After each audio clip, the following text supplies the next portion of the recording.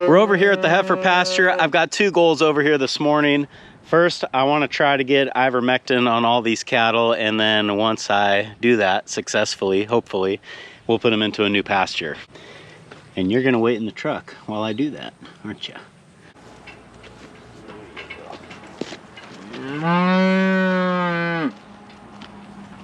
It's always nice when they cooperate. Let me go grab the ivermectin and I'll start walking through here trying to squirt it on these cows. The main motivation behind doing this is just the fly pressure is pretty bad, and I did bring some material to charge that back rubber as well. So hopefully the next time I'm down here looking at these cows, they won't be covered in flies. Once we get done over here, my goal is to get that pig feeder back in the pig pen, and whatever else comes up. That's what's going on today on Farmertylerranch.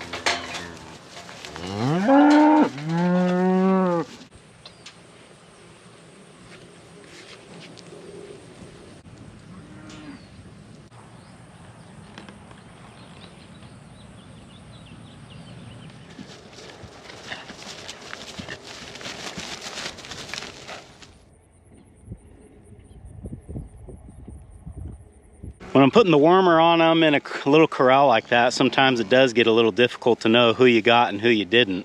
I'm pretty sure I got everybody. I might have got a couple of them twice.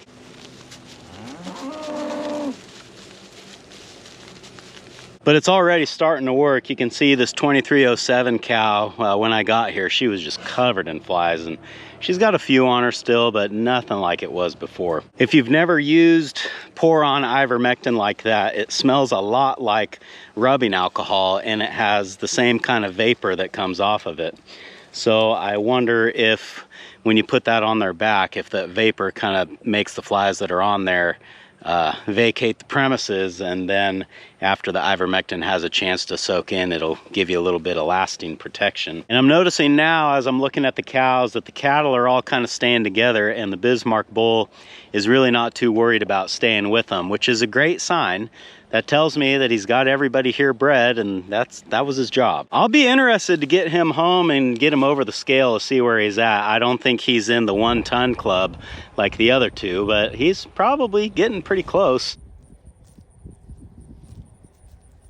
I think that's all we got to do over here. Let's move on to the next job.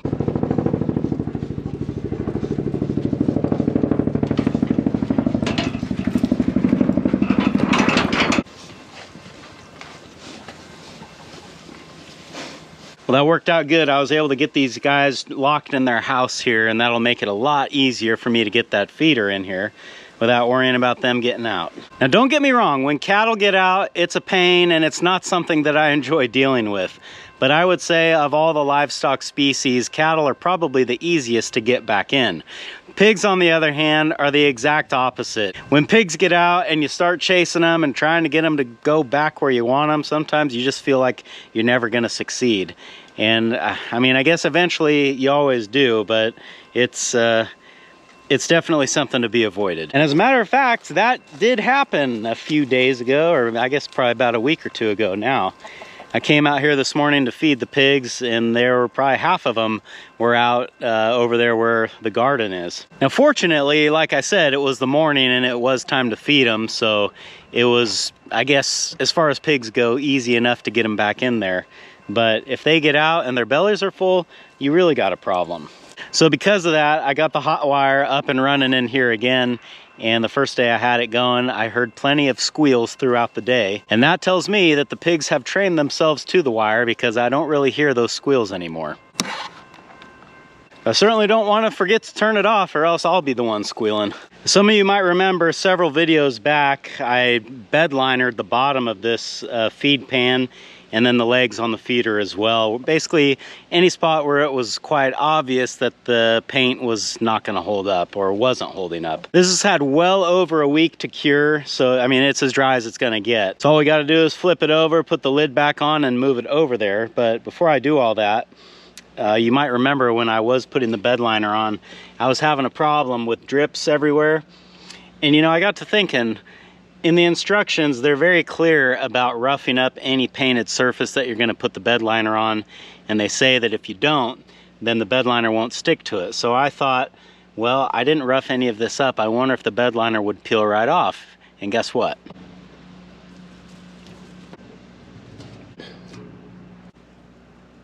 So there you go, surface prep actually does matter with this stuff.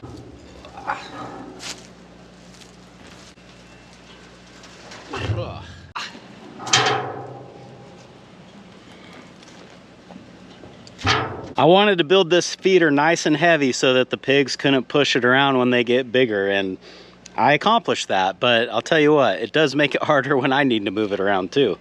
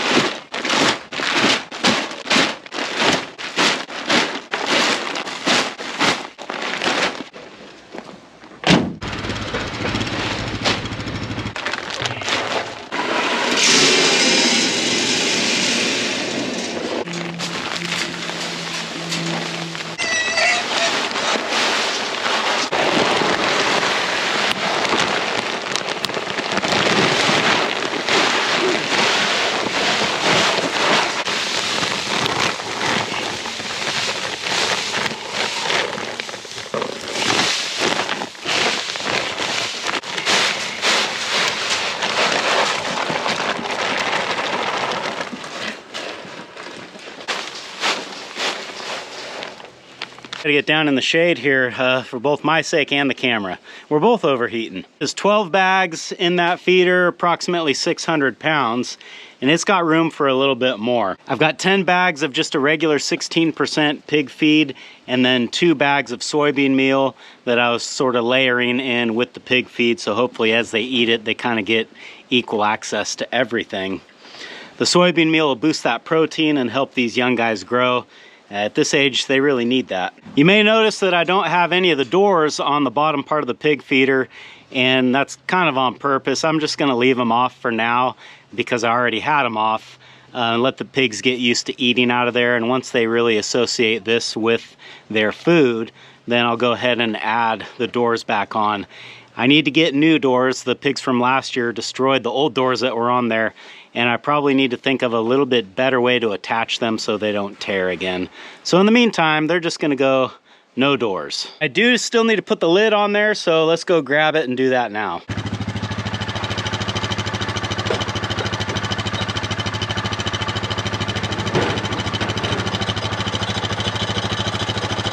Gotta stay on there? Probably not.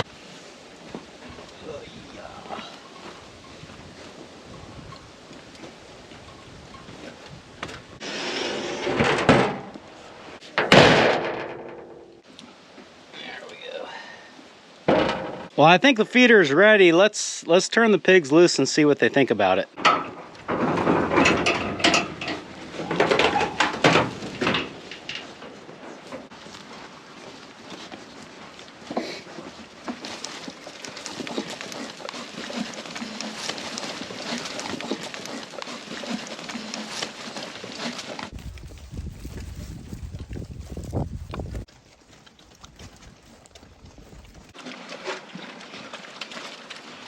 Well, not really any learning curve required. They got that figured out pretty quick. Watching them all attack that feed kind of has me thinking like, gosh, I hope they don't end up getting their heads stuck in there. But, you know, I guess we'll just figure if they can get them in, they should be able to get them out, and they should really only be like fighting to get in there. That should really only be happening now. Once everybody gets their fill, and then they realize that they can come back and eat whenever they want, and they don't need to fight for the food, then I think that'll kind of put a stop to that. It probably also doesn't really help with me standing here because nobody wants to stand on the side that I am on. Pigs are kind of funny. When they're young, they are just terrified of people.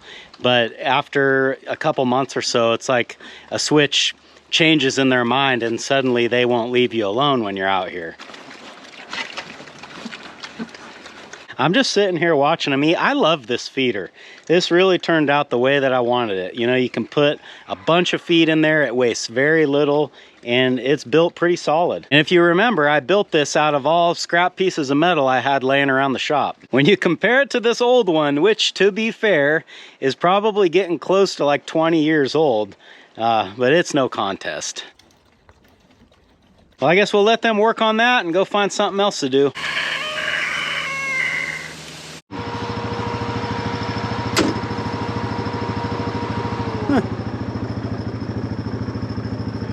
How he got out, or she got out. Funny, I was just talking about cattle getting out, and yeah, look, we got one out. I don't know where that little calf would have got out at, but she did. So I think what I'll do is open a gate here to the working corral and see if we can't shoo her back in here.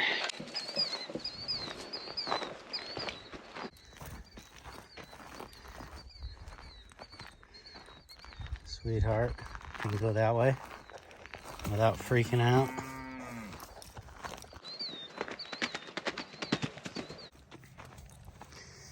Okay, try it again. Try it again. She's very flighty. Don't go in there.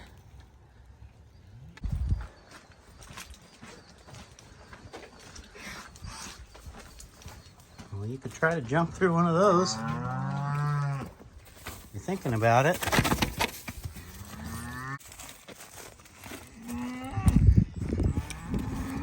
Go, no, don't go that way. Oh my goodness. I don't think you're gonna make it through there.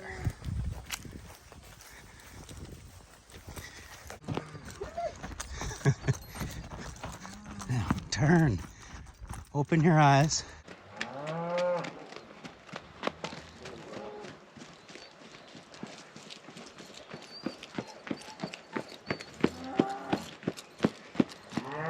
Did it.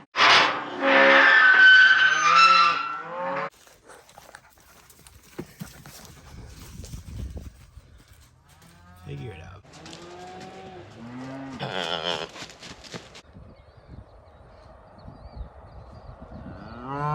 Well, that was an unexpected turn of events, but I think I figured out what happened.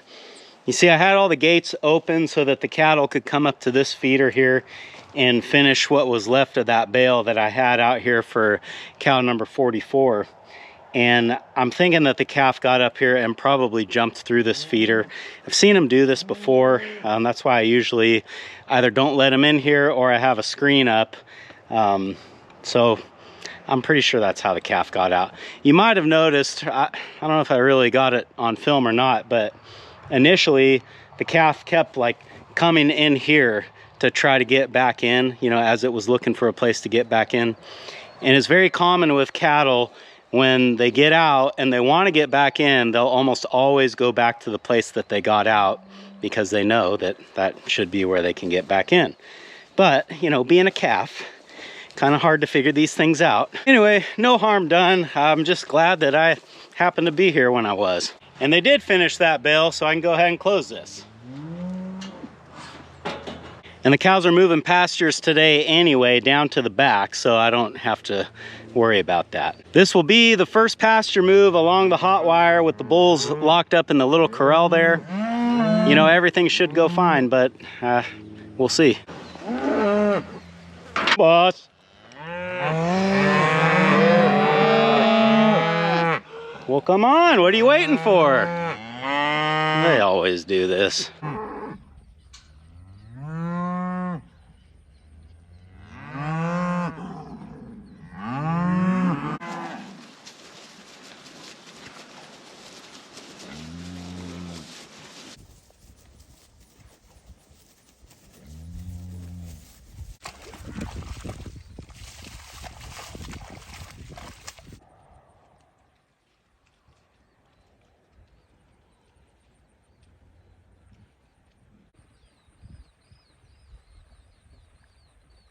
Certainly not a lot of urgency with that move, but I'm perfectly okay with that because, you know, when they walk and they're kind of calm, they're more likely to respect that wire and stay off of it. Not to mention the fact that if they all start running down there, the bulls are going to see that, and that's going to make them even more irritated that they can't go with them. So by staying calm like that, I think that's the way to do it. You don't want to hit that wire on accident. That thing will send you up into the air. You are not a happy guy, are you? Well, thank you for not breaking through that fence. You could easily do it. Go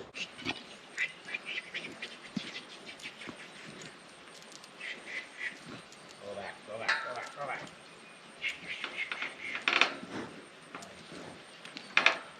Really?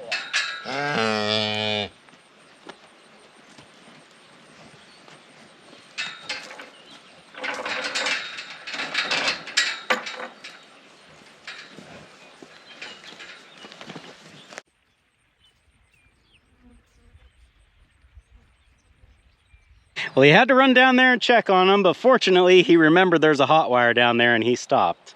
For anyone that's keeping track, and I doubt that anyone is keeping this close of track, but the cattle should have come out into this front field that I'm standing in right now today if I was keeping them on the same rotation that I have been all summer. This front pasture is around 6 acres and they would usually graze this for 3 days. But this time I decided to skip the graze and just go ahead and irrigate it.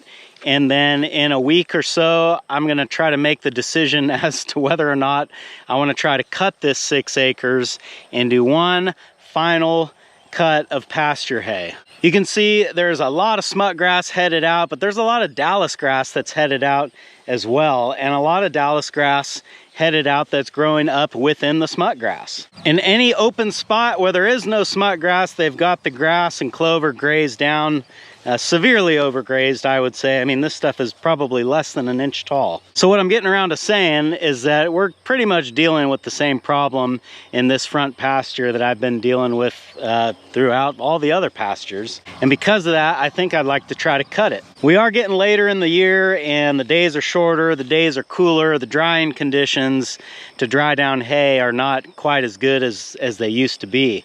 But I started thinking about it, and I think that if I reach a point where I just can't quite get the grass to dry down enough to bale it, what I could do is just rake it into one big windrow in each check and then hot wire that off. So for example, in this first check between me and the fence there, I'd have one big windrow and then I'd have a hot wire about right here where I'm standing, so that when they enter this pasture, the only check that they could access would be this one. So the thought is that the cattle would come in here and just graze on that windrow, so to speak. So it's basically like bale grazing without ever baling the grass. After they clean up the first windrow, we take this hot wire down and put another hot wire up on the next check, let them graze the next windrow, and just continue on like that. In my mind, this is exactly like rolling the bales out to bale graze, except I never bale them and I never have to roll them out. I have heard of this being done before, although it's not a trendy thing that you hear a lot about. But when you do think about it, it makes a lot of sense because you're stockpiling and storing feed, but it's less labor and less times that you got to bring equipment out into the field. So this is all weather dependent. I mean, I think if it is dry enough and things work out to where I can bale it, that's what I would rather do. But you know, the more I think about this windrow grazing idea, the more I think, yeah, you know, maybe there's something to that. Either way, I've got some time to figure it out because we're not going to do anything today. So let me know what you think. Ever heard of someone doing that? Ever done it yourself? I'd like to know your thoughts. But till next time, thanks for hanging out with me today, guys, and I hope I'll see you again on Farmer Tyler Ranch.